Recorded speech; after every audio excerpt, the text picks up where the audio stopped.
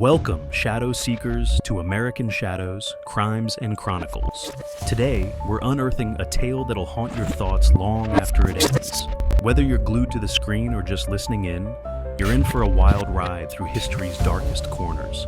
If you're new, hit subscribe to join our mission of exposing America's hidden truths. Regulars, your likes fuel our journey into the unknown. Now, let's peel back the layers of time and reveal the secrets beneath. Ready? Let's begin. 8 nurses, one night of terror, the shocking Richard Speck murders. Gather round, folks, as we delve into a chilling tale that shook America to its very core. It's a story of unimaginable terror, heartbreaking tragedy, and the darkest depths of human depravity. We're talking about the horrific events of July 13th, 1966, when Richard Speck committed one of the most notorious mass murders in U.S. history, claiming the lives of 8 innocent young nurses in Chicago. Picture this: mid-1960s America, a nation in the throes of social upheaval. The Vietnam War rages on, the civil rights movement gains momentum, and cultural norms are shifting rapidly.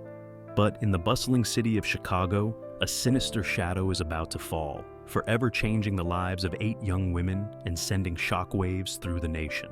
Our story begins with Richard Benjamin Speck, a man whose life seemed destined for darkness from the start. Born in 1941 and raised in Texas, Speck's early years were a tapestry of instability, petty crimes, and alcohol abuse. By 1966, seeking a fresh start, he found himself in Chicago, working as a seaman on the Great Lakes and occasionally as a manual laborer.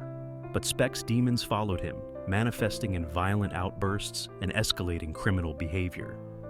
Now, let's set the scene for that fateful night. It's July 13th, 1966, and the air in Chicago is thick with summer heat. At 2319 East 100th Street stands a quiet townhouse, a dormitory for student nurses from South Chicago Community Hospital. Inside, 8 young women: Gloria Davy, Patricia Matusek, Nina Jo Schmale, Pamela Wilkening, Suzanne Ferris, Marianne Jordan, Merlita Gargulo, and Valentina Passion, are unwinding from their day, chatting and preparing for the night ahead. Little do they know that their lives are about to intersect with a monster whose name will become synonymous with senseless brutality.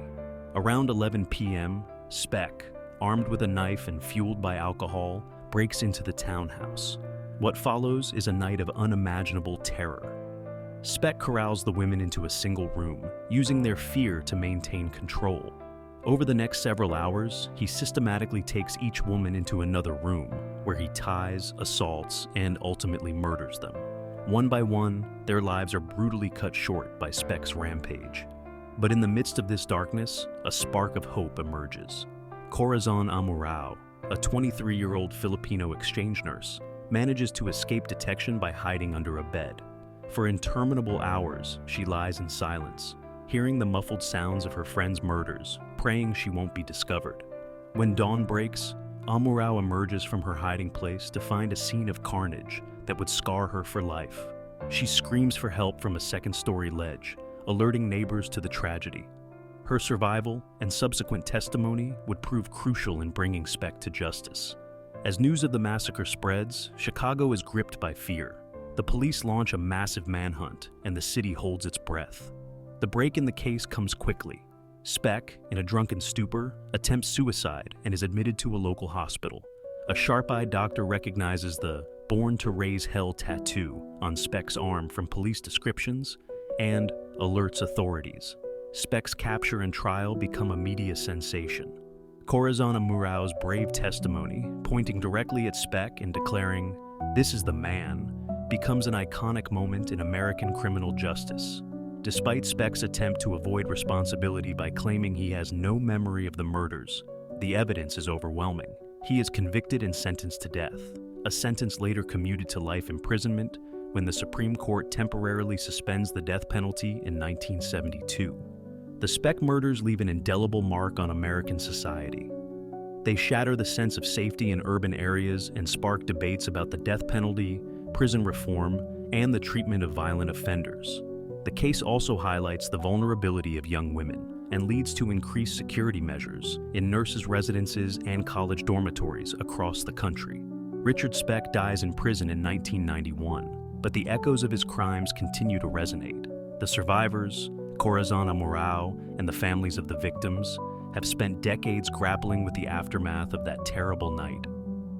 As we reflect on this dark chapter of American history, we're confronted with unsettling questions about the nature of evil, the randomness of violence, and the resilience of those left behind.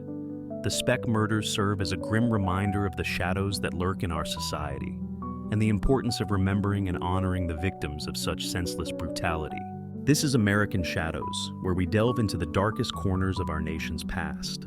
The story of Richard Speck and his victims is a chilling testament to the capacity for human cruelty, but also to the strength of those who survived to tell the tale. As we close this chapter, we're left to ponder. In the face of such darkness, how do we find the light? And how do we ensure that the memories of Gloria, Patricia, Nina, Pamela, Suzanne, Mary Ann, Merlita, and Valentina live on? Not just as victims, but as young women whose lives were full of promise and hope. Until next time, remember to stay vigilant and cherish every moment. For history is not just about the past, it's about understanding the present and shaping the future.